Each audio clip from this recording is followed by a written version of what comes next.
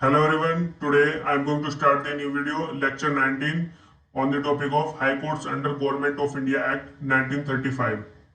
हमने अपनी last videos में high courts act 1861 and 1911, 1915 under the government of India act हमने हमने डिस्कस किए थे अपने लेक्चर। ठीक है, अगर आपने हमारी इंडियन लीगल हिस्ट्री की सभी वीडियोस 18 लेक्चर हमारे कंप्लीट हो चुके हैं, अगर नहीं देखे तो आपको यहाँ पर आई बटन का ऑप्शन दिखाई दे रहा है, आप इसको क्लिक करके हमारी सभी वीडियोस इंडियन लीगल हिस्ट्री की देख सकते हैं।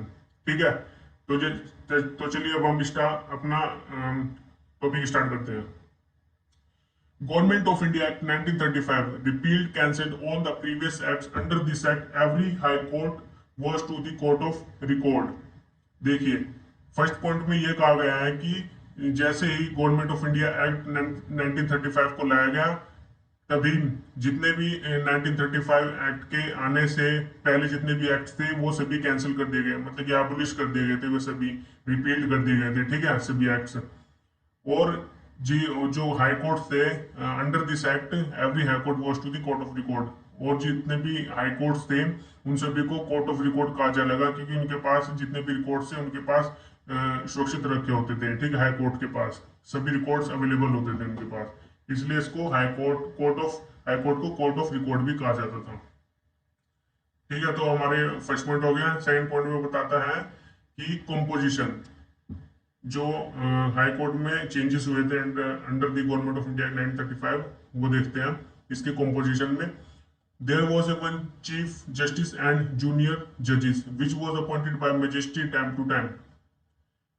इसके कॉम्पोजिशन में जो हाई कोर्ट थे, हाई कोर्ट में जितने भी मेंबर्स थे उसमें थे वन चीफ जस्टिस और अदर जूनियर जजेस। हमने अपने 1861, 1911, 1915 में इंडियन हाई कोर्ट एक्ट में जितने भी कॉम्पोजिशन देखे उसमें जूनियर जजेस के मेंबर्स अवेलेबल होते थे कि कितने जूनियर जजेस होने चाहिए, लेकिन इसमें कोई डिफाइन नहीं किया गया है कि इनके कितने जजेस होंगे।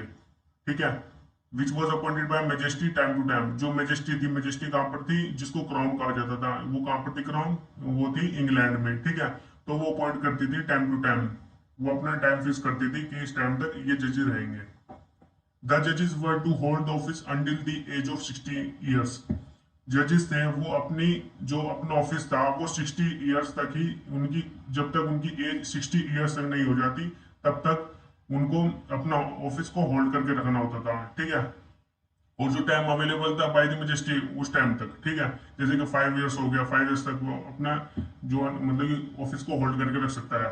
लेकिन अगर उसकी 60 ईयर्स एज हो गई तो उसको तभी उसको क्या करना होता था, रिमूव। ठीक है, तो ये हमारा पॉइंट हो गया।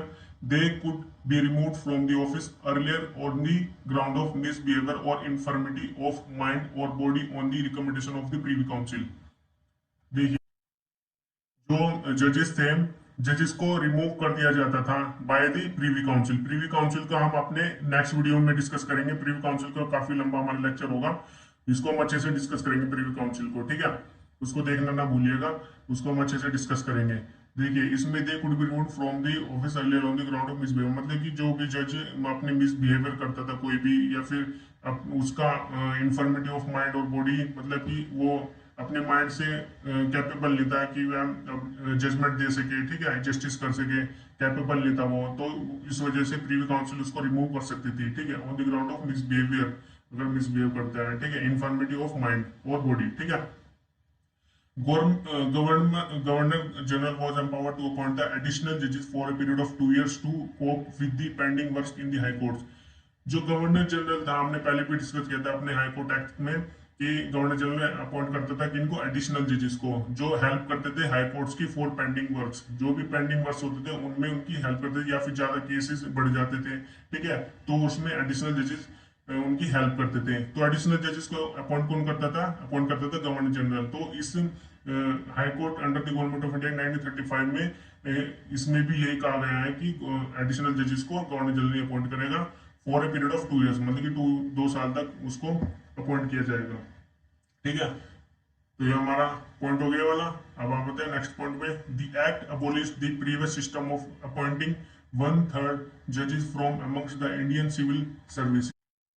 देखिए, हमने अपनी लास्ट वीडियोस में देखा था कि 1861 के इंडियन हाई कोर्ट एक्ट की 1861, 1911, 1915 में देखा था कि जो जजेस थे उनकी क्वालिफिकेशन क्या होनी चाहिए, वो 1/3 जजेस होने चाहिए appoint.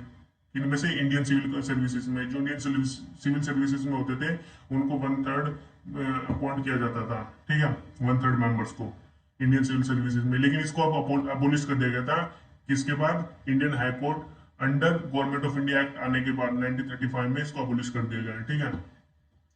The rule prescribing that a person appointing to hold the office of Chief Justice of the High Court should be barrister from England, Ireland, or an advocate from Scotland was abrogated new even on Indian। देखिए इस point में ये कहा गया है कि under the government of India act 1935 आने से पहले क्या था, जो जजेस अपॉइंट होते थे वो कैसे होते थे, जो कि office of chief justice of high court should be barrister from England, मतलब कि जो बैरिस्टर होता था इंग्लैंड का, आयरलैंड का, और एन एडवोकेट फ्रॉम स्कॉटलैंड, ठीक है। जो इस तरह के एडवोकेट्स या बैरिस्टर होते थे उनको अब निरस्त कर दिया गया, मतलब कि अब उनको इस तरह से अपॉइंट नहीं किया जाएगा under the government of India 1935 आने के बाद, ठीक है। अब उनको इस तरह से अपॉइंट नहीं किया जाएगा, जैसे कि चीफ जस्टिस को अपॉइंट करना है, जजेस को अपॉइंट करना है, तो उनकी ये वाली क्वालिफिकेशन रहेगी, ठीक है। Who had served as a judge of High Court for not less than 3 years experience was eligible to hold the office of Chief Justice of High Court। तो फिर उनको कैसे अपॉइंट किया जाएगा, तो इस वाली लाइन में ये कहा गया है कि जो भी जज हाई कोर्ट का जज होगा उसको 3 साल का एक्सपीरियंस होगा, ठीक है। अगर उसको 3 साल का एक्सपीरियंस होगा जजेस का, जज होने का हाई कोर्ट में, तो वो एलिजिबल है किस लिए, chief justice of high court बनने के लिए, ठीक है। तो वो एलिजिबल हो जाएगा चीफ जस्टिस के लिए। ये पॉइंट क्लियर हो गया आपको। तो चलते हैं हम अपने नेक्स्ट पॉइंट में। An Indian member of the bar could be appointed as a chief justice of high court provided the fulfill requisite qualifications. अब ये under the government of India act 1935 आने के बाद में जो भी इंडियन मेंबर्स होते थे, कहाँ पर, जो इंडियन सर्विसेज और इंडियन सिविल सर्विसेज होती थी, ठीक है, या बार होते थे, उनमें जो मेंबर होते थे अब उनको भी अपॉइंट किया जाने लगा as a chief justice of high court, ठीक है। लेकिन उसको अपने क्वालिफिकेशन को फुलफिल करना होता था, ठीक है। क्वालिफिकेशन फुलफिल करेगा तो उसको अपॉइंट किया जाएगा। ये क्लियर हो गया आपको, ठीक है। तो अब हम आगे चलते हैं। Salaries and pensions of the judges of High Court to be fixed by His Majesty and could not be changed to the disadvantage of any of such judge। जो जजेस थे, जजेस की सैलरीज को और पेंशन्स को वो फिक्स किया जाता था बाय द मेजेस्टी, जो क्राउन थी, कहाँ पर, इंग्लैंड में। तो इसी के द्वारा, मेजेस्टी के द्वारा उसको फिक्स किया जाता था और उसको वह चेंज नहीं कर सकते थे फिर बाद में, फॉर द मतलब कि जिससे कि डिसएडवांटेज हो, हानि हो जजेस को, ठीक है। इसलिए वजह से वो चेंज नहीं कर सकते थे बाद में, एक बार फिक्स होने के बाद। Clear. Jurisdiction area of control, मतलब कि एरिया में क्या कंट्रोल रहेगा इनका, हाई कोर्ट का। अब इसमें क्या चेंजेस आए थे ये देखते हैं हम। The jurisdiction was same as of 1915 and High Court was not having any jurisdiction in the matters relating to revenue। जिस तरह से हमने अपनी लास्ट वीडियो में देखा था Indian high court act 1915 under the government of India act, उसमें हमने क्या देखा था, जो उसकी जुरिस्डिक्शन थी क्या, तो उसमें मतलब कि वो रिवेन्यू से रिलेटेड कोई भी उसकी कोई जुरिस्डिक्शन नहीं होगी, ना ही वो केसेस डिस्कस कर सकती है, ठीक है। तो इसमें भी यही है, उसकी भी सेम ऐसी इसकी भी ऐसे ही सेम जुरिस्डिक्शन रहेगी, क्या रहेगी, अब वो भी रिवेन्यू से रिलेटेड कोई भी जो उसके पास जुरिस्डिक्शन नहीं रहेगी, किसके पास, हाई कोर्ट के पास, ठीक है। All the laws enforced in India were to continue until they got repealed by any competitive legislative authority. मतलब इसके पॉइंट का कहने का मतलब यह है कि सभी लॉ से एनफोर्स रहेंगे इंडिया में तब तक जब तक कि कोई कॉम्पिटिटिव अथॉरिटी उसको रिपील ना कर दे, ठीक है। जब तक उसको कॉम्पिटिटिव अथॉरिटी, लेजिस्लेटिव अथॉरिटी उसको रिपील ना कर दे तब तक वह एनफोर्स में रहेगी लॉज, ठीक है, इंडिया में। अगला है हमारा नेक्स्ट पॉइंट, पावर। क्या पावर है हाई कोर्ट की। High court was empowered to transfer any case to itself from the any of its subordinate courts and the application by the parties. मतलब कि हाई कोर्ट के पास ये power है कि वह अपना केस ट्रांसफर कर सकती है अपने सबऑर्डिनेट कोर्ट्स को by the application of parties. मतलब कि वो जब तक पार्टी एप्लीकेशन नहीं देती तब तक वह ट्रांसफर नहीं कर सकती हाई कोर्ट अपने सबऑर्डिनेट कोर्ट को, ठीक है। मतलब कि पार्टीज को जिसका केस चल रहा है उसको एप्लीकेशन देनी होगी ट्रांसफर करने के लिए सबऑर्डिनेट कोर्ट में। क्लियर? पावर हो गया हमारा। अब हमारा लास्ट पॉइंट आता है, लास्ट है, ठीक है। लास्ट पॉइंट में हमारा अपील है। Appeal, a appeal from the judgment, decree or final order of the High Court could be filed in the federal court only if the High Court certify the following case involves substantial question of interpretation of the act or any order of the council। इस line में ये कहा गया है कि जो भी मतलब कि हाई कोर्ट अपनी डिग्री सुनाती थी, जजमेंट सुनाती थी या फाइनल ऑर्डर देती थी, तो उसको अपील में जाने के लिए सबसे फाइल्ड इन फेडरल कोर्ट, ठीक है। तो उसको फेडरल कोर्ट में अपील किया जाता था।